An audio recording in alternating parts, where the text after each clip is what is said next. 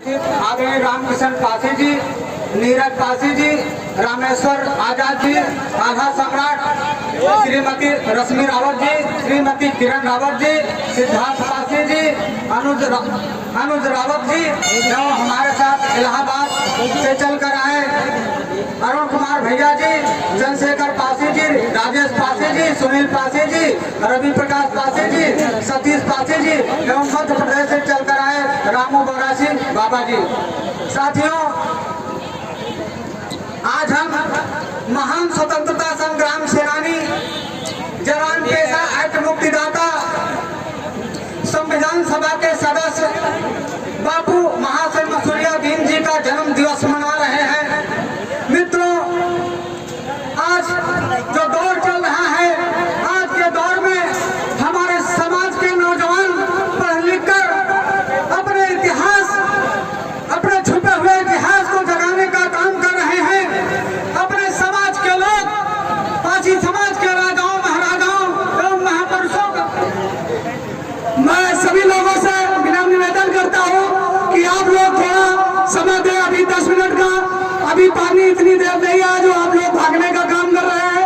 आप लोग बड़े दूर से आए हुए सभी लोगों का स्वागत करें और खाना तैयार है और खाना खा करके आप लोग जाएंगे। आप लोग 10 मिनट का समय अभी और दें। जो हमारे लाला राम सरोज जी हैं, उनके विचारधारा को सुने।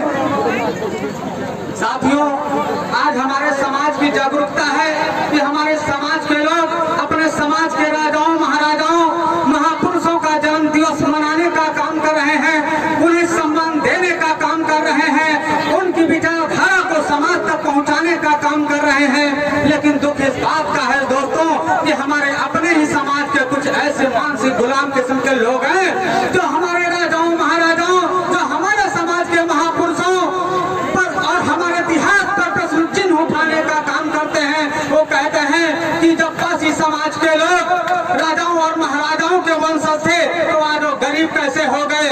जब पासी समाज का अतीत इतना स्वर्णिम रहा है तो वर्तमान इतना दयनीय कैसे हो गया। ऐसे लोगों को इस मंच के माध्यम से हम बताना चाहते हैं कि हमारी बर्बादी के दो कारण रहे हैं। एक युद्ध रहा है तो दूसरा जराइम पेशा एक्ट रहा है। मित्रों, आपको बता देना चाहते हैं, जो भी हमसे लड़ने के लिए शौक पाला, बेशक हमने उसके शौक को पूरा करने का काम किया है। साथियों, 1850 का अंग्रेजों और पासियों का युद्ध गवाह है। मित्रों, जब 1850 में पासी समाज के अंतिम शासक महाराजा गंगा बख्श रावत के साम्राज्य को छीनने के लिए उन पर अंग्रेजी सेना आक्रमण करती है तो पासी समाज के लड़ाके महाराजा गंगा बख्श रावत के नेतृत्व में बहुत बहादुरी से लड़ने का काम करते हैं, अंग्रेजों के छक्के छुड़ाने का काम करते हैं, उनके ईंट से ईंट बजाने का काम करते हैं और इस युद्ध में पासी लड़ाके अंग्रेजों से युद्ध जीतने का काम करते हैं। साथियों, लेकिन ये युद्ध की जीत की खुशी ज्यादा दिन तक नहीं रहती है। अंग्रेजी सेना दूसरी बार दुगनी ताकत में अत्याधुनिक हथियारों से लैस होकर आती है। उसके बावजूद भी पासी समाज के लड़ाके बहादुरी के साथ लड़ते हैं और महाराजा गंगा बख्श रावत इस युद्ध में अपने पुत्र के साथ शहीद होते हैं। पासी समाज का नरसंहार होता है तो उसे पासी लड़ाके इस युद्ध में शहीद होने का काम करते हैं। साथियों, आपको हम बताते हैं, इस युद्ध में हार के बाद भी पासी समाज के लड़ाके हिम्मत नहीं हारते हैं। पासी समाज के लोग छापामार युद्ध करने का काम करते हैं, गुरिल्ला युद्ध करने का काम करते हैं। इस युद्ध के माध्यम से अंग्रेजों के नाक में दम करने का काम करते हैं, उनके इतना परेशान करने का काम करते हैं कि मजबूर होकर पासियों को बर्बाद करने के लिए जराइम पेशा एक्ट कानून लगाने का काम करते हैं। साथियों, इस एक्ट से पासियों की संपत्तियां छीन ली जाती हैं, पासी समाज को घर से बेघर कर दिया जाता है, पासी समाज खाना बदोश की जिंदगी जीने के लिए मजबूर हो जाता है। मित्रों, आपको बताना चाहते हैं, बाबा साहब कहते थे कि इस देश में अंग्रेज बहुत देर से आए और बहुत जल्दी चले गए। उनका कहना था कि अंग्रेजों को इस देश में अभी और रुकना चाहिए कि जल्दी नहीं जाना चाहिए। तो हम कहते हैं साथियों, बाबा साहब के दोस्त अंग्रेज हो सकते हैं, बाबा साहब के दोस्त अंग्रेज हो सकते हैं, लेकिन पासी समाज समाज और अंग्रेजों का रिश्ता रहा है तो सिर्फ नफरत का रहा है, सिर्फ दुश्मनी का रहा है। मेरे नौजवान साथियों, आपको बताना चाहते हैं कि सच कहा गया है कि जब धरती पर अत्याचार बढ़ा है, उस अत्याचार को खत्म करने के लिए कोई ना कोई फरिश्ता जरूर जन्म लिया है। वो फरिश्ता कोई और नहीं थे साथियों, वो फरिश्ता बापू महाशय मसूरियादीन जी थे। मेरे नौजवान साथियों, बापू महाशय मसूरियादीन जी का जन्म इलाहाबाद के जदवल मोहल्ले में हुआ था।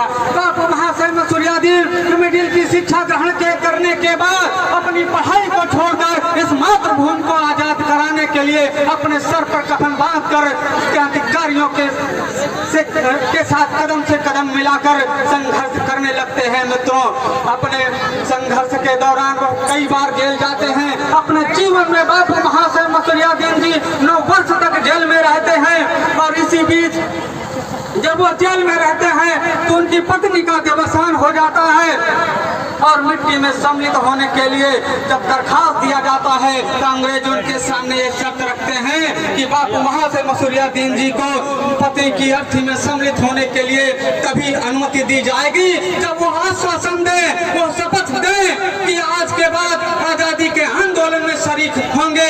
जब ये बात बापू महाशय मसूरियादीन को बताई जाती है तो बापू महाशय मसूरियादीन जी अंग्रेजी हुकूमत के शर्त को इनकारने का काम करते हैं। तो कहते हैं कि आज मेरी पत्नी इस दुनिया में नहीं है, कल मैं भी नहीं रहूंगा। एक दिन हर इंसान को इस देश से जाना होगा, लेकिन अंग्रेजों की जो नीति है इस देश को गुलाम बनाने वाली, उस शर्त को मैं नहीं मानूंगा, चाहे जिंदगी भर मुझे जेल की सलाखों में रहना पड़े। साथियों, इस तरीके से हमारे बापू महाशय मसूरियादीन जी थे। बापू महाशय मसूरियादीन जैसे तमाम क्रांतिकारियों के संघर्षों की बुनियाद पर साथियों यह देश आजाद हुआ, और देश आजाद ना होता तो ना इस देश में संविधान नाम की कोई चीज नहीं। संविधान बनने लगा, लेकिन संविधान में भी दोहरा चरित्र अपनाया गया। जराइम एक्ट को यथावत रखा गया, जराइम संविधान से हटाया नहीं गया, और जो अन्याय और अत्याचार अंग्रेजी हुकूमत पे पासी समाज पर अंग्रेज करते थे वही आजादी के बाद इसमें कई जगह आंदोलन करवाते हैं, नेहरू को अवगत कराने का काम करते हैं। तब इस एक्ट की समीक्षा के लिए आयंगर कमेटी का गठन किया जाता है, लेकिन आयंगर कमेटी ठंडे बस्ते में चली जाती है साथियों, और अन्याय अत्याचार जारी रहता है। तब बापू महाशय मसूरियादीन जी से नहीं रहा जाता है तो एक दिन संसद में जाते हैं और यह कहते हुए सनसनी फैलाने का काम करते हैं कि यह देश आजाद हो गया, हम आजाद भारत में बोल रहे हैं। लेकिन जराइम पेशा एक्ट से 200 जातियां आज भी पीड़ित हैं, उनके साथ अन्याय और अत्याचार हो रहा है। अगर आज के दिन इस एक्ट को खत्म नहीं किया जाता तो इसी संसद भवन में हम जहर खाकर आत्महत्या करने का काम करेंगे साथियों। तब आनंद फानन में ये फैसला लिया जाता है, बापू महाशय मसूरियादीन जी को आश्वासन दिया जाता है कि इस एक्ट को जल्द खत्म किया जाएगा।